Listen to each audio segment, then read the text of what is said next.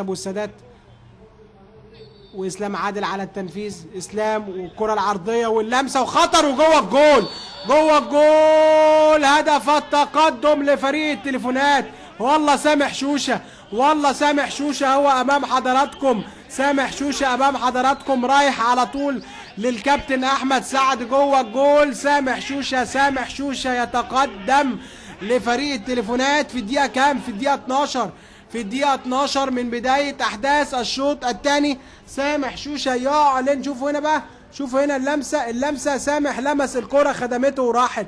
هل بقى هنكتبه لسامح شوشة ولا الراجل اللي جاي من وراه هو سامح شوشة فعلا هو اللاعب الأخير؟ اللاعب الأخير هو الشيخ كمان بيرفع إيديه إن هو لمس الكرة، لكن أنا شايف إن سامح شوشة هو آخر لاعب لمس الكرة. سامح شوشة امام حضراتكم بيتقدم في الدقيقة 12 عن هدف التعادل.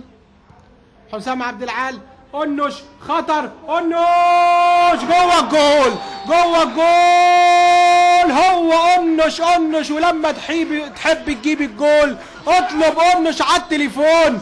انش بينزل على طول يعدل النتيجة للكابتن خالد القماش. يا على هذا اللاعب، متخصص في تسجيل الاهداف ومتخصص في تعديل النتيجة لفريق اتحاد الشرطة. هو محمد ماجد انش في الدقيقة كام؟ في الدقيقة 17 من بداية احداث الشوط الثاني. يا سلام، يا سلام على التمريرة الجيدة من حسام عبد العال. شوفوا حسام لعبها ازاي، شوفوا الاستلام هو الجول، الاستلام هو الهدف يا جماعة. استلم الكرة صح، يقدر يحط الكرة في المرمى صح، وحطها انش في الدقيقة 17 من بداية احداث الشوط الثاني. 1-1. حسام عبد العال عند مصطفى رأفت، وخدوا بالكم من الراجل ده مصطفى رأفت.